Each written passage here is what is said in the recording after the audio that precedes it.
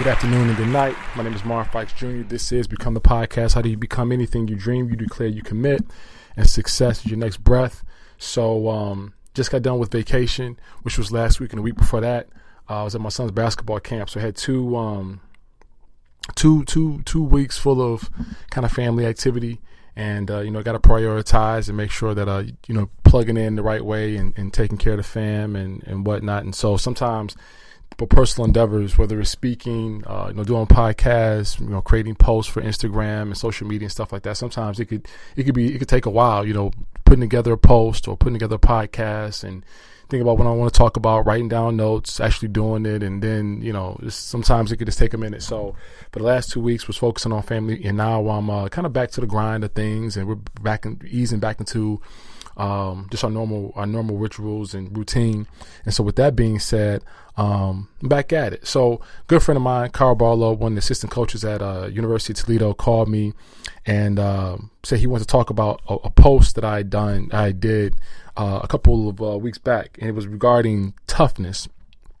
And so I'm going to call him. We're going to kind of talk about this post that I did. We'll talk about it, kind of talk about the concept itself, and then he wanted to kind of debate me or share some views. So I'm going to give him a call, and we're going to be talking to Barlow from University of Toledo, assistant coach, but also very, very, very, very good friend. One sec. So I got my man Barlow on the line. Barlow was golfing, and so he said, "Mark, call me at 9:00." So I called him at 9:00, and we're taping this, or we're recording this at 10:00. So I'm assuming that sometimes when you golfing, things just happen. How you doing, Barlow? I'm doing great, and that's going to lead me. We're going to talk about what we meant to talk about, but I got another thesis for the end if we got a quick second. So it really ties into the theme of why we're talking at 10:02, not 9. But go ahead. All right. So you called me today, and I was actually recording something when you called me. So I immediately, you said I hit a certain button. You said that I hit the B button, and yeah, we call it the bitch button, because when you see someone calling you and you want to talk to them, you say bitch, and you hit the certain button, and it goes straight to voicemail. So you hit me with the bitch button. Yeah. So I was recording something, and like I said, when I was recording, I was typically when I record something, the first 2 times it's shaky. I find my rhythm the 3rd time, or the 4th time is pretty good. And then after that, I second guess myself and say to myself, you know what? I could probably do better. And I try to do better, and it goes downhill. And then a process that should take me 10, 15 minutes ends up taking me hours. And I get into an argument because I've been working on the same post for hours and hours. But anyway, I want to focus and concentrate. And then I got back to you. And so you called me and said that you want to talk about this post about toughness. And so I'll just revisit the concept that I was talking about on Instagram, and then we can kind of go from there. Yep. So I was talking about this kind of 2 types of toughness, all right? So let's say there's 3 types. There's not tough at all, just soft for whatever reason. Yeah, Yarmac, yeah. Inside joke. Yeah. So there's not tough at all, just flat out soft. And then there's, and I think in the post I was saying circumstantially tough, meaning yes, you might be tough because of your circumstances. So I'll give you an example. And this is just a very easy example to get. But young man, young woman grows up in, let's say, some sort of inner city where resources are low. Crime is, at your doorstep. And the person learns the social cues, develops the psyche to exist in this very or unideal situation, right? And we can say that if we can look at the person's living conditions and say, man, that person has to be tough. So they figure out how you got to walk, how you got to talk, how you got to look over your shoulder, and everything, the body language, everything speaks of toughness as it relates to the circumstances, or they develop a toughness that is required by the circumstances. Okay. And you can also say that in that situation, the person also develops the instincts for how to survive in this tough situation. Okay. So then you say, okay, that person is tough. But then I was saying, well, how come that person can't take that same toughness, can't take those same the same awareness of the social cues, develop the same psyche, develop the same body language, all that, and then transition it into school, right? So how come that person can't take that same toughness, that same fearlessness, those survival tactics, and apply them to school? And so throughout the course of the post, I was saying, okay, that person is tough in this area, but when it comes to being tough in school, they're soft. Or the person is tough in terms of, street toughness or whatever, but when it comes to developing a inner toughness to kind of have difficult conversations with his parents or with his children or with family members, or maybe you got to develop spiritually or personally, whatever the case may be, is these other areas in life where people tend to shy away from being tough. So in one end of the spectrum, a person can be tough based upon the situation that they've been born into, but then it's like, how come that person, then I'm asking a question in this post, how come that person can transition that post or transfer that toughness into other areas of their life? And I think this is where you kind of say, well, I have some thoughts. So go ahead. Well, because you said the two types and you said you had three. Why don't you introduce the third type too? Because that goes along with what I was saying.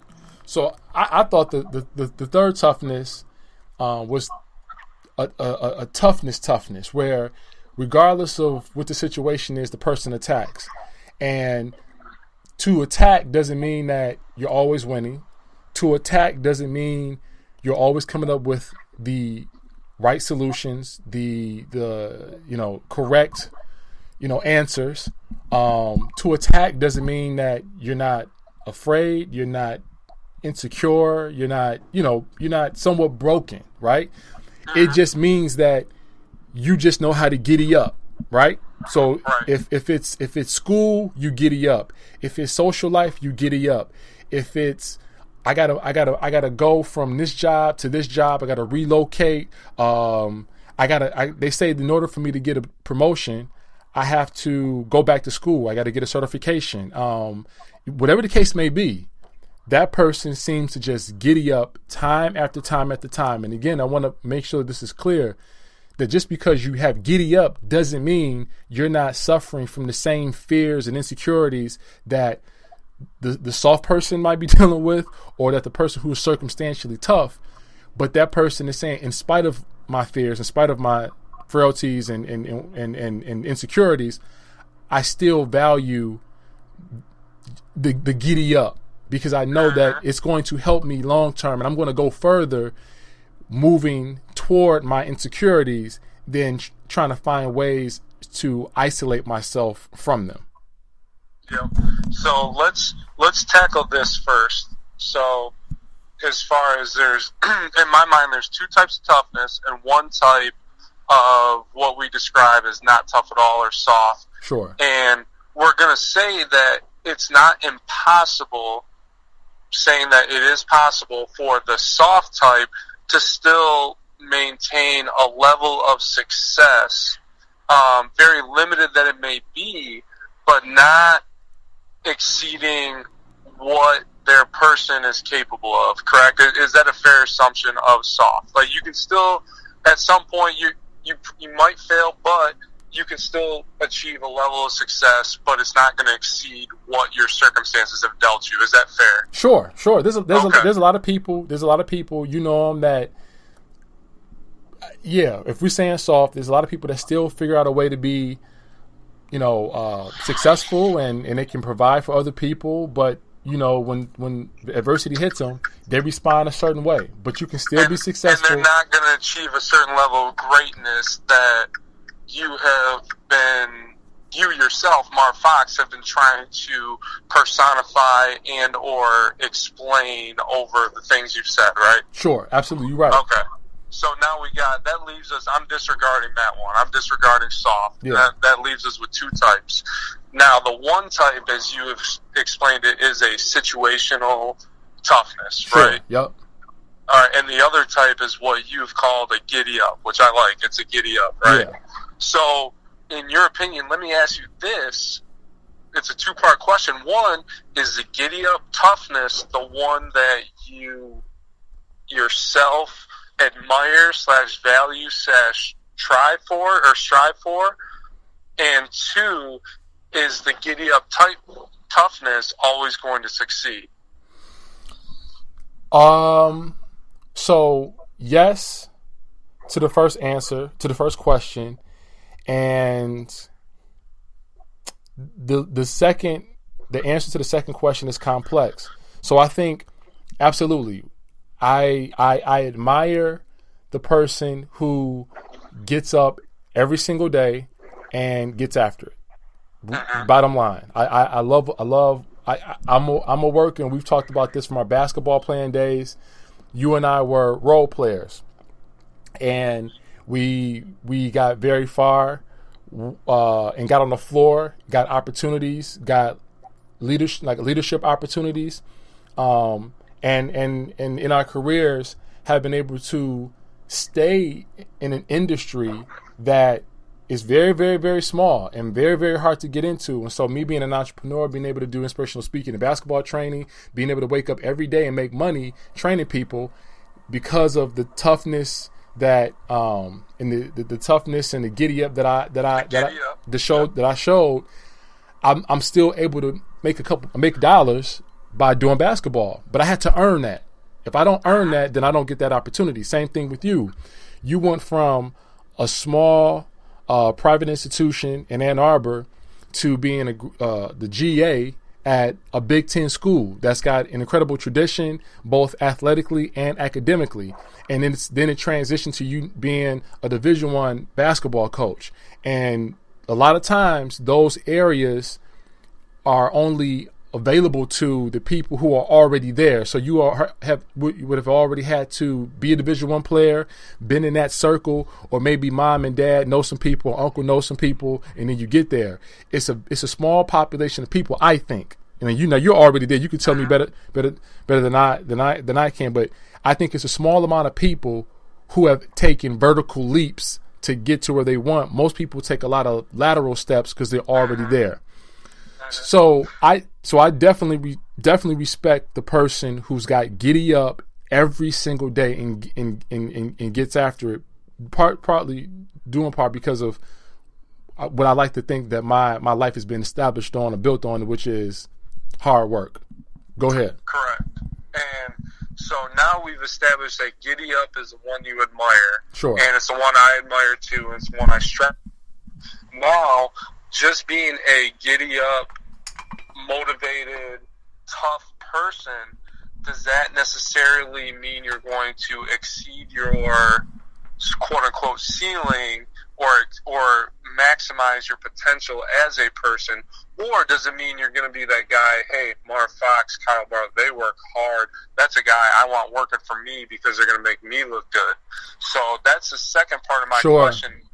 Does being a giddy-up person, I want to tackle the situational person next, but let's tackle this first. Does being a giddy-up person guarantee that you're going to exceed your quote-unquote threshold or your potential? Are you going to maximize your potential by being a giddy-up person? Guaranteed. So it's not guaranteed, and it's not guaranteed because although you have to have a great work ethic, you still have to have a belief and faith that you can be successful. I think correct. When you talk to a lot of people who, for whatever reason, maybe they come from situations where they don't see a lot of success. That's the first situation.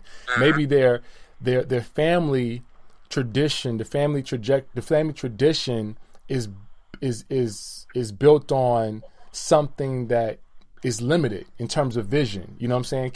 The kids growing up, the parents aren't aware of the necessity to show kids, higher prominent visions, and so the kids they see, well, this limited, this success is very limited. So either I'm on TV on this yacht with the helicopter coming on the yacht, or that's success, and not seeing that there's other versions of success. So some kids, they don't have, maybe their circumstances limit their vision. Maybe their people that they hang around limit their vision. And so they can't see themselves being successful. I think that's a disease in itself. That but they can still be a giddy-up person. Yeah, that's the thing. And I know some people who work incredibly hard. I see it all the time. I know some people who work incredibly hard, but because of their lack of vision, it's just like the hamster, in the wheel. They're like running really, really hard, but they don't realize, man, if I got off this wheel and ran just as hard, I could go some places. I can go in different directions. But so they end up working really hard, but the vision doesn't tell them to get out of the spinning wheel or whatever the case may be.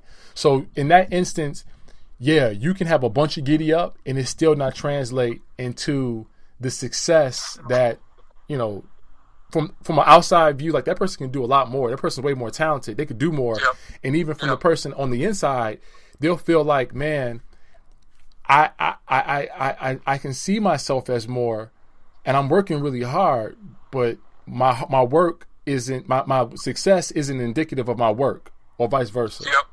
And I like the way you answer that question. So I'm going to go back now, and we're going to go back to that, but I want to go back to the conditional person who's tough. Yeah. Okay, so your theory on the conditional person in one sentence, again, for just for the record. Sure.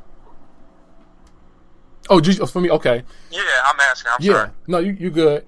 This is the person, when you're circumstantially tough or situational tough, it's a toughness that comes it's a toughness that comes easy because maybe you're either born into the circumstances that require you to be tough, or maybe you're instinctively already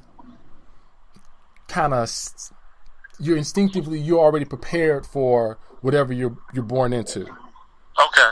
And that's what I'm looking for, because I think you're on to something. When I originally listened to that Instagram post, I really enjoyed it because I thought you were really on to something.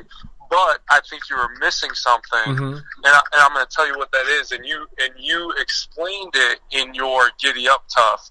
Is you called it vision, which I like vision better than what I called it. And I was saying, at what point does wisdom come into play? Yeah. And I don't think there's much separation between the two, between giddy up and situational, but I think the separator between those two is wisdom and or vision, because of this. If you're situationally tough, if you're brought into an environment where you are the toughest person naturally just by the way that you were born or the way you were propositioned, then we can both agree that you're not achieving your maximum potential, correct? Sure. Yes.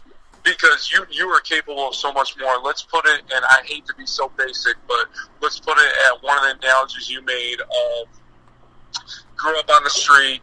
Let's say you're in the drug game and you were put in this environment and you're tough because that's the only way to succeed. Yeah. But you're tough in this way. But okay, now let's rewind. Let's hold that thought and let's go to Giddy-up Tough.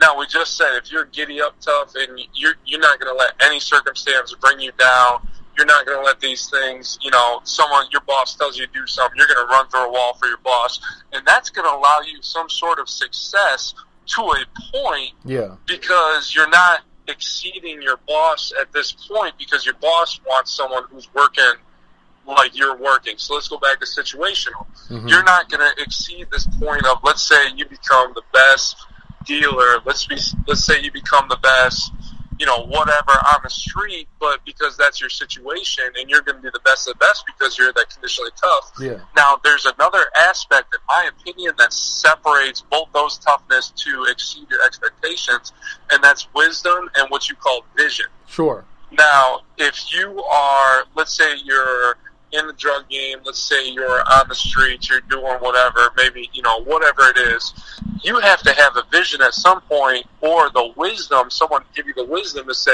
bro, you got what it takes to make it out of here. Yeah. Right? You got what it takes intelligence-wise, Or let's bring it to something that we all are familiar with.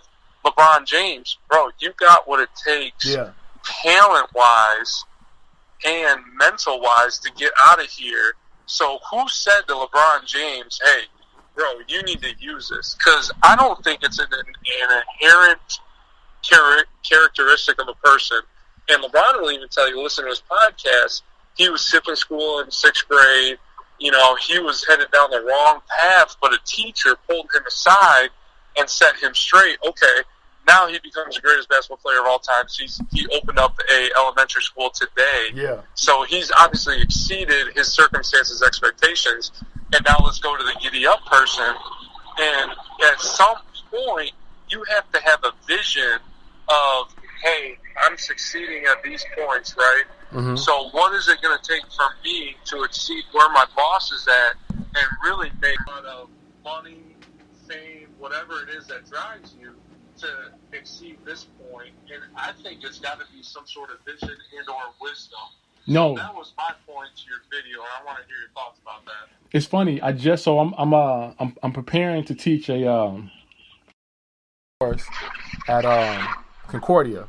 And not a sociology course and a African American studies course at Concordia. So I'm doing a bunch of research, looking at a bunch of documentaries. And so I watched this documentary called Freeway. Now, I think it's Freeway Cracking the System. So Freeway was this drug dealer in California. I can't remember exactly where, but in the, I want to say the early 80s, the cocaine was it. Cocaine was the drug, right? And they found a way to make.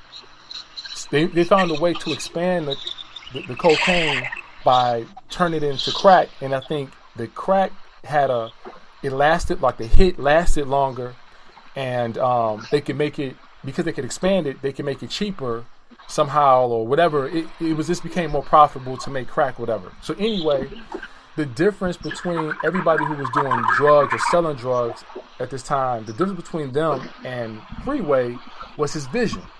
And they talk a lot about how he rose to prominence so fast, because this guy was like the biggest drug dealer he was pretty prominent, and even his reputation was starting to exceed outside the state. But the reason why he was so successful at selling drugs is because of his vision. And so they're doing all these interviews with all these people around him, and they were like, man, he was always thinking ahead. He was always thinking of how can we make our system faster, more efficient. What areas can we attack? How can we attack the areas strategically so that we get the most bang for our buck? What areas are untapped? How can we teach the people who are dealing for us to deal a certain way, to handle their business a certain way, so that they become. So basically, he started teaching. I mean, it was almost strategic.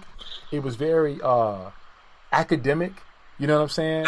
And because of that, I mean, he rose to prominence incredibly fast. And he said they were making millions of dollars a day. And he was like, man, I'm watching television, and Magic Johnson signs his deal. I think Magic Johnson signed $20 million for 20 years. The lifetime contract. Yeah, lifetime contract. And he said he was laughing like, I make millions a day. And Magic Johnson's making $20 million a year, and you got to tax it, right? But he was like, bro, I'm making tax-free money, millions a year, but it all stemmed back to vision. And he said there was one guy in particular who happened to be affiliated with the CIA, who was like the major connect. So he was basically trafficking the drugs from where they were coming from, and they would drop them in the water or whatever, and he had to connect to like get the stuff out the water, bring it to this location, we'll distribute it, we'll give it to the major sellers, and then so on and so forth. But he got the wisdom from him. And so everything you're saying is spot on when we talk about the giddy up. You know what I'm saying? There's just that one component missing to your message, in my opinion. Sure. You're right. I listened to it before we talked, and I've been thinking about it, and then I finally got a chance to listen to it. And you're right. That component does make that component does make it complete. That at some point you do have to run into the person to give you the vision, and then you also kind of brought this out of me in that there are so many people who work incredibly hard that do have the giddy up, but they don't have the work ethic. I mean, they don't have the vision to see like the wisdom, the vision. Yes. Yeah. I mean, you think about like some worker, and again, you don't want to like diss anybody, But you see somebody that's like at the what, we can keep it in sports. Yeah. Yep. And you see somebody who's, going to the gym, working their butt off, right? Going to the gym, working their butt off, in there every day, doing everything, running their sprints, suicides, hitting the weights, working on their game, and then they go out and they don't perform up to code. Meanwhile, there's somebody out there who is circumstantially tough, meaning, I think I gave an example of this. It's the athlete who just gets it. The athlete who just gets it. Instinctively, they know when to shot fake, they know when to go with their right hand, they know when to float, shoot a floater, they know when to extend, they know when to shot fake and get a bump and then get the foul. They just know all these things, but they don't put the work in. They don't put the work in. So in that situation, like, yeah, you good at sports, you really good at sports. You know what I'm saying? But you don't put the work in.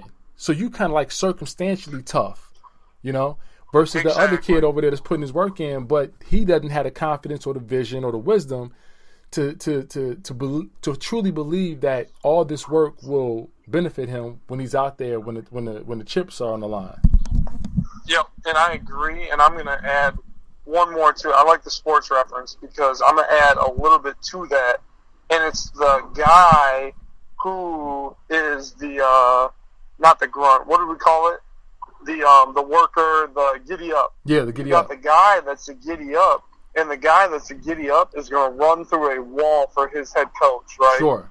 But the guy who's a giddy up most times is going to be the guy that takes everything too literal and is going to do everything the head coach asks with no real, if he doesn't have that guidance and that vision to, as you know, at some point a player's got to make a play, right? Yeah. Yep. Like there's two types of players who get you beat: non-compliant and too compliant. Yep. You don't want either, right? Sure. So it's that guy. Like I think of Rocco Holmes, who's in the Hall of Fame. I think of Marius Williams as two of these examples. Rocco Holmes was teetering towards non-compliant, in a way, and you coached him, so you could probably back that up. Yeah, he was talented. He had toughness. I mean, you can't say he wasn't tough. Yeah. So he had this toughness, but he was teetering on non-compliant because he basically said at some points he said, "Damn the play, damn what coach says. Give me the ball. I'm gonna get a bucket." Yep. And you needed that bucket, and then you got Marius Williams,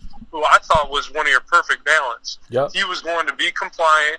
He was going to do the things the coach asked, but at some point, he was going to say, "I'm going to take over, and I'm going to make this thing great." So I love the sports analogy because I agree with that, because there's a certain aspect to that where the vision and the wisdom, both those guys had vision, but only one of those guys, in my opinion, you might disagree, would help you win at a high level. But do you disagree or do you agree? I don't know, man. Just coaching them both. I know you played. Did you play with Marius? I played with Marius and Coach Marius. Yeah, and you played with Rocco too, right? I played with Rocco and Coach Rocco. Yeah, man. Yeah, I get where you're going. I think both of them. I think both of those guys help you win. I think when you deal with really, really talented players. So Bill Simmons was just talking about this. When you good players are hard to coach.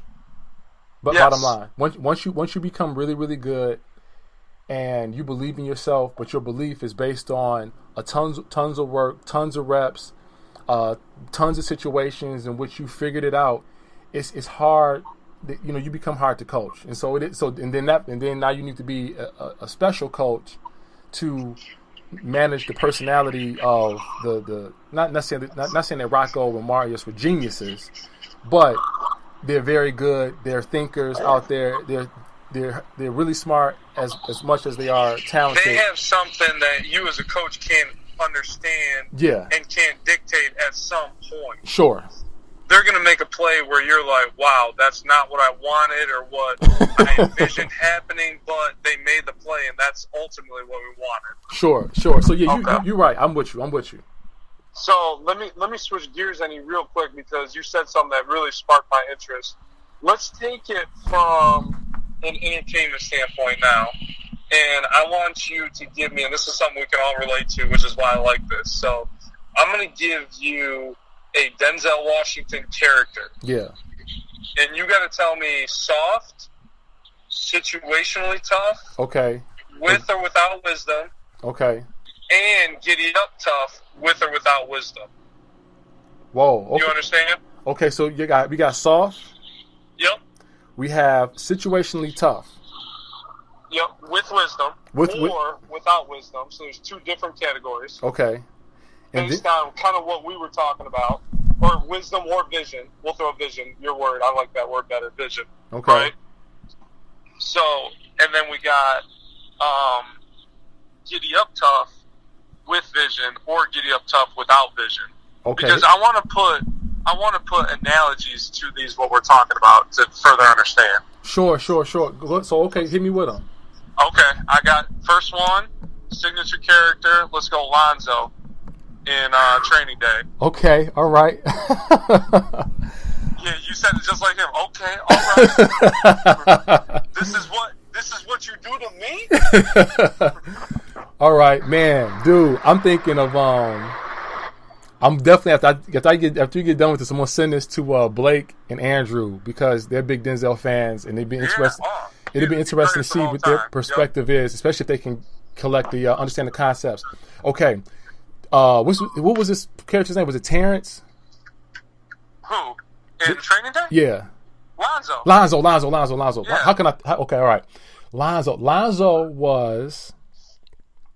Oh man, he was. Goodness. I'm going to say he had the vision. Mm-hmm. Agreed. And circumstantially tough. Correct. I agree 100%. Yeah. Because he was the one, he really didn't work too hard when you think about it. Nope. But he had a vision, and he was almost like that toughness because he grew up in that environment, but he rose above the rest of the characters in that story, whether Dr. Dre, his ragtag team of dudes, because he had that vision. He was a ringleader. He was that dude because he was circumstantially tough with that vision. I agree. Yeah, that's a good one. Okay. And real quick, we can. I think, and if you look at the white character, I forget who his name was, but the co-star. The one that took Ethan Hawke, Jake. Yeah. So I feel like he was, he had Giddy Up. Correct. But he was lacking, let's say lacking a vision. He had tough because you clearly want to do the right thing. Yes. But, gosh, man, in my head I thought it was easy. I thought he had Giddy Up. He was Giddy Up with no wisdom. At this point. Yeah. In my opinion. Yes. He got it at the end. Yes. When he said, "You're not getting that money. You're not getting that gun. You're not getting that money. You got to face the Russians because now I get it. You left me to die with these dudes, in Las Caminas. You left me to die with these dudes. I understand who you are now. Yeah. It took me a sec." Because I'm a giddy-up dude, and I'm doing whatever you say. I took the PCP, I paid for breakfast, I did all these things, but now I finally get who you are, and you know what? I've grown through this. Now I have that vision to rise above, which is kind of my point the whole beginning, right? Yes. Nice. So he was without that vision. He was a giddy-up, but he was without that vision. Once he gained that vision, he exceeded himself, correct? Would you agree with that? Now, you got it. I got another one for you. Go ahead. Denzel in American Gangster. I forget the guy's name for the life of me now. Oh, shoot, man. We should know this, man. Some of these characters that he played are iconic, too. Right. An American Gangster, he's that dude. Surpassed the Italian mafia. Remember that line by the FBI agent? He said, if what you're saying is correct, no black man can exceed the Italian mafia, the Irish mafia combined. Yeah. And he did it, right? Yeah, I think in that, gosh, his name was on the tip of my tongue. And I know somebody's going to listen to this and just, like, shout it out. Like, oh, they're going to kill us, yeah. I think he had Giddy Up, and I think he had Vision. Bottom line, I think he had Giddy Up, and I think he had Vision. Sometimes, 100% agreed. Yeah, 100% agreed. Absolutely. Because and I think, and I don't even know if he says this in the movie.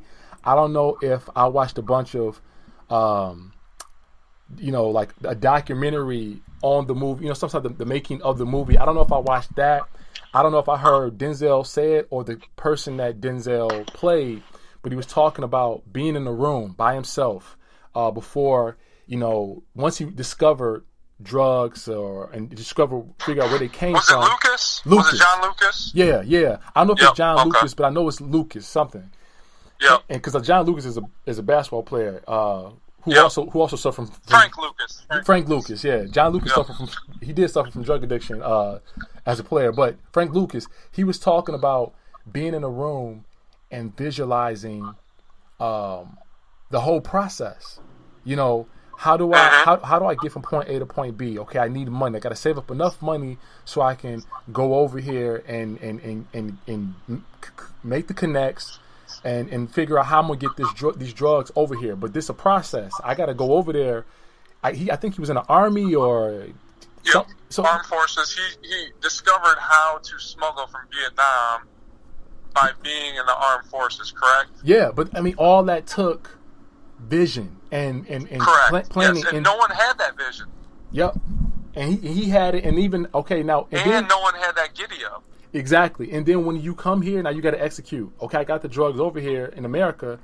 How do I execute? So you talk about vision, you talk about work ethic, you talk about the patience, you talk about I gotta go through all this military training to get over here, get it, then distribute it, and then from there I got to create a team and I got to create a system and so on and so forth. And so by all means, the dude had Giddy Up and he had vision and he had wisdom. He had everything. Good.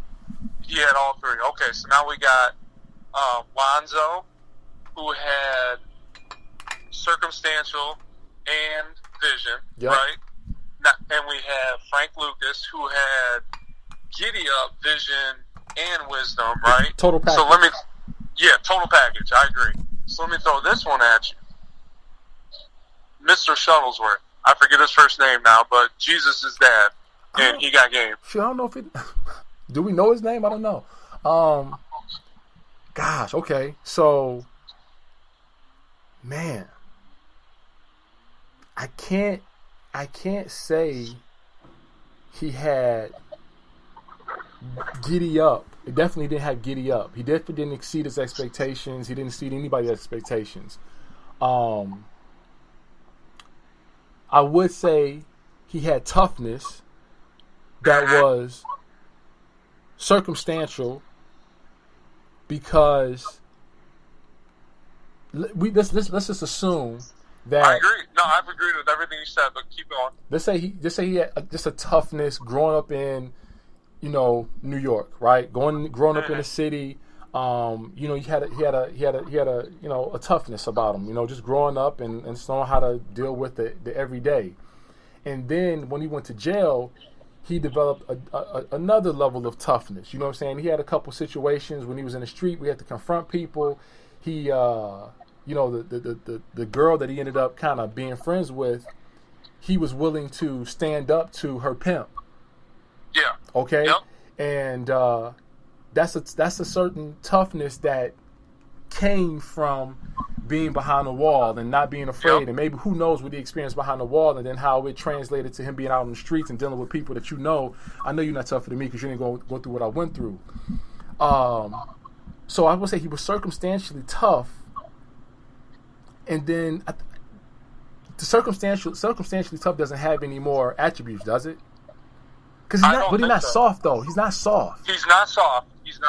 But so is he circumstantially tough with or without vision and or wisdom? will be the key in this one. Shoot, I'm going to say, jeez, man. Jeez. I'm thinking about, could he see... Dude, I don't know. What do you think? I would say no. He's circumstantially tough for all the reasons you named, and I agree. Without wisdom, because of the fact he let his emotions get the best of him in a situation where it shouldn't have, which ultimately cost him his life. Yeah. And ultimately cost him his influence over his son. He had toughness, right? Yeah. He pushed him. He pushed Ray Allen. He pushed Jesus Shuttlesworth to the limit in most cases to what a kid can withstand. But did he have that emotional wisdom and that emotional vision to be like, hold up, this is tough. This is clearly tough, and I'm making my kid tough. But how do I reach him the best so that he can maximize his potential, maximize his being, and I can maximize mine, right? You got it, Barlow. And you think about how many people are right there. You think about how many people are right there, and because of their lack of wisdom and their inability to control their emotions, they lose it. Correct. Whether you talk about their maximization of potential. Yeah, whether you talk about in the game, whether you talk about in life, I mean, you got it, man. I was thinking about it in these pockets. I was thinking about pockets like, his vision with his son, or, I was thinking about these pockets. I wasn't thinking about the whole thing. And he had that vision with his son, right? He sure did. He had that vision with his son. But, again, the wisdom to control his emotions, the wisdom to understand that his time had passed already. And because you could tell that anger, he put a lot of pressure on himself he put a lot of pressure on himself to get his son from point A to point B, because he was still living through his son. So you can tell that he was still upset at what he wasn't able to accomplish. And who knows why. Which in turn put pressure on the kid, which probably over time, think about this, if he had not have gone to prison, would his kid have been the number one player in the country, top 100 in the country, whatever it is? Yeah, or would he have been burned out because of the pressure he put on him without the wisdom to say, hey, son, you know what? Damn basketball tonight. Let's go to Coney Island. Yeah. Let's have a few, Slurpee. No, that's not what Mr. Shuttlesworth was about, was he? No. Right? No. According to the movie, in turn, was his curse as a situational toughness, was his curse, or was that his curse which led to his son's greater success, which ultimately led to his demise as well in the end? Wow, bro. I got 1 minute and 38 seconds, man. Okay, well, let me throw you one more then. John Q. Real quick, I'll say, this. Rapid fire, just name it. I won't debate it. I know. Sarah just came in here and gave me the weird look. Okay. I want to say, gosh. Come on, just come up with it. You got it, man. I know. I'm not going to debate it. I'm looking at the time. It's going down. I saw a person who had, I'm going to say he had Giddy-up. Yep. He had Giddy-up. Yep. Did he have vision? Well, he got what he wanted. But was that his vision? I would say yes. Okay. Now, did he have the wisdom to go about it to get what he wanted without putting lives in danger? My answer to that would be no. And I'm also looking at what he was prior to the situation. Correct. So that's why I'm saying he's a guy who probably worked hard, but didn't have the vision to see how can I maximize what I got. Right. Below, I gotta let hit you. One more. Hold on. I'm sorry. Go ahead. Crimson Tide. Just say it. Crimson Tide. You know the movie. Say it. What is it? Oh, vision, Giddy-up, he's the total package. Correct. And that's the only other total package besides Frank Lucas, right? Absolutely. And from what we mentioned, and in this situation it works out, the other situation